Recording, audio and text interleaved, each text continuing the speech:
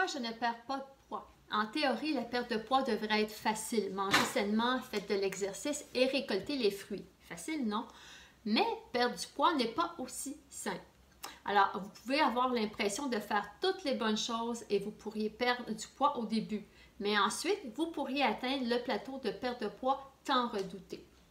Malheureusement, c'est pas rare. Mais, quoi que vous fassiez, n'abandonnez pas.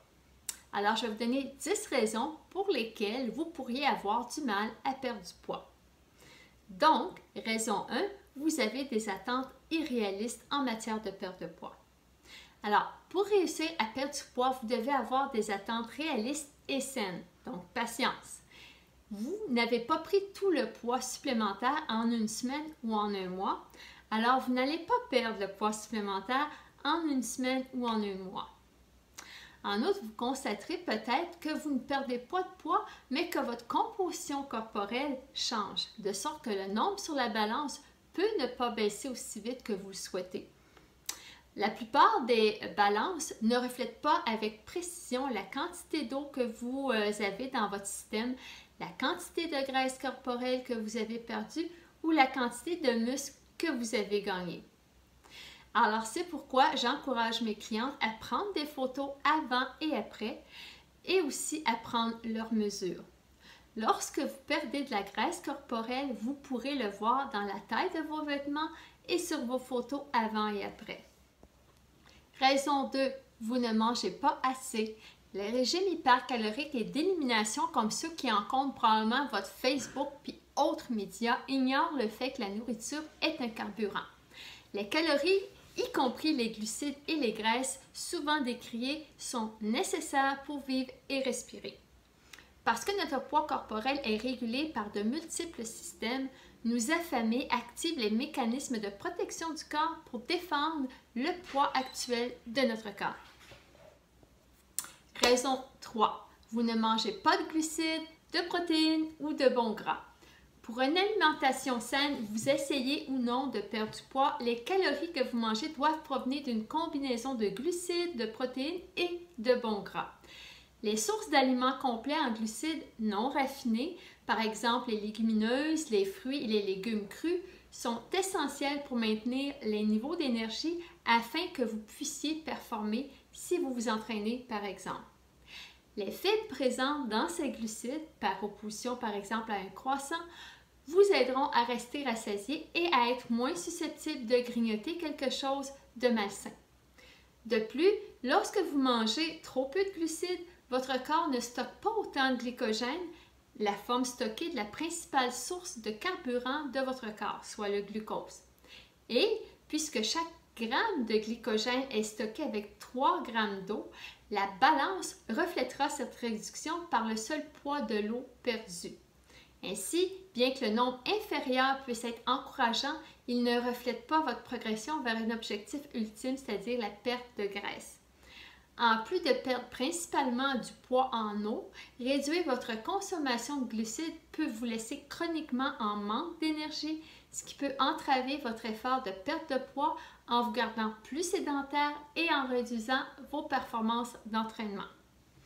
Vous avez également besoin de protéines et de bons gras. Les deux vous aideront à vous sentir rassasié, mais les bons gras aident également à réguler vos hormones et les protéines sont essentielles à la construction de la masse musculaire maigre, le principal facteur déterminant de votre taux métabolique. Raison 4, vous ne travaillez pas assez fort. Lorsque vous faites un jogging ou une longue et lente balade à vélo, vous brûlez des calories, mais votre métabolisme revient à la normale peu de temps après. C'est l'une des raisons pour lesquelles les exercices de haute intensité, comme le type de conditionnement métabolique que vous trouverez dans les programmes Beachbody que je fais avec les clients, tels que Transform 20, Morning Meltdown 100, sont supérieurs pour la perte de poids. Non seulement vous brûlez plus de calories à chaque minute d'exercice, mais votre métabolisme reste également élevé pendant des jours au lieu de plusieurs heures. Autre avantage des entraînements à haute intensité, ils peuvent freiner l'appétit. Raison 5, vous ne faites pas que des entraînements cardio. Vous constaterez peut-être que vous aurez plus de chances de perdre du poids si vous ne vous concentrez pas que sur le cardio, mais aussi sur l'entraînement à force. La musculation est importante pour préserver le poids corporel maigre et le métabolisme. Le cardio peut certainement faire partie de votre routine de perte de poids, mais essayez d'inclure des séances de musculation et des circuits de musculation dans votre routine plusieurs fois par semaine. Raison 6, vous essayez de changer tout votre style de vie à la fois. Suivre un régime semble être un simple changement, mais en réalité, suivre une alimentation saine est un plan de perte de poids qui peut inclure l'achat de nouveaux aliments, l'apprentissage de nouvelles recettes, la modification de la façon dont vous passez votre temps après le travail, le fait de vous lever plus tôt pour faire de l'exercice, l'augmentation du nombre de pas, la lutte contre les envies de fast-food, boire de l'eau et plus encore. C'est beaucoup à entreprendre à la fois et ça peut vous laisser submerger.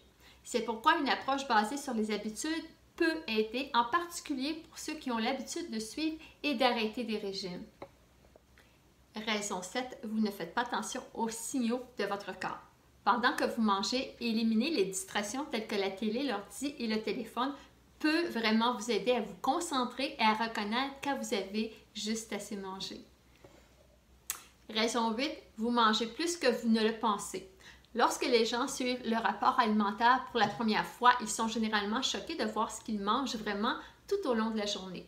Vous n'êtes pas obligé de le faire pour toujours, mais le suivi de chaque chose que vous mangez pendant aussi peu qu'une semaine peut vous aider à prendre conscience de ce que vous mangez et d'où vous obtenez un excès de calories ou de sucre. Aussi, n'essayez pas d'accélérer votre perte en réduisant plus de calories de ce qui est recommandé. Si vous ne mangez pas assez, votre corps tentera de compenser le déficit calorique excessif en ralentissant votre métabolisme. Votre objectif est de manger juste assez pour permettre à votre corps de brûler ses réserves de graisse. Raison 9, vous ne dormez pas assez bien. Lorsque nous dormons, la graisse corporelle produit deux hormones importantes, la leptine et l'adiponectine. Après un sommeil insuffisant, en plus d'être fatigué, nous aurons faim et envie de glucides. Alors arrêtez de considérer le sommeil comme un élément négociable. Pour vous préparer au succès, planifiez votre sommeil, établissez un horaire de sommeil régulier. Raison 10, vous passez beaucoup de temps assis ou inactif. Faire vos entraînements est excellent, mais pour des résultats optimaux, vous ne devriez pas limiter les mouvements à vos entraînements. Malheureusement, le fait de faire de l'exercice pendant 30 ou 60 minutes par jour ne vous fait pas sortir de la catégorie sédentaire. Essayez d'intégrer des collations d'exercice tout au long de la journée. Une fois par heure, levez-vous et marchez dans votre bureau. Effectuez une seule série de poids corporels, c'est-à-dire des squats, ou tout simplement profitez de quelques étirements debout. Optez pour les escaliers plutôt que l'élévateur, par exemple. Alors, plein de choses que vous pouvez faire tout au long de la journée. Comme vous voyez, la perte de poids inclut plusieurs facteurs, mais le plus important encore est celui de la motivation, quand on entreprend un virage vers un nouveau mode de vie. C'est là que le coaching nutrition peut s'avérer un outil des plus intéressants. Le coach sera votre support pour la motivation, mais aussi pour le suivi et les recommandations personnalisées à votre cheminement. Donc, contactez-moi pour en savoir davantage et comment je peux vous aider dans vos démarches de perte de poids et de remise en forme. Au plaisir, prenez soin de vous.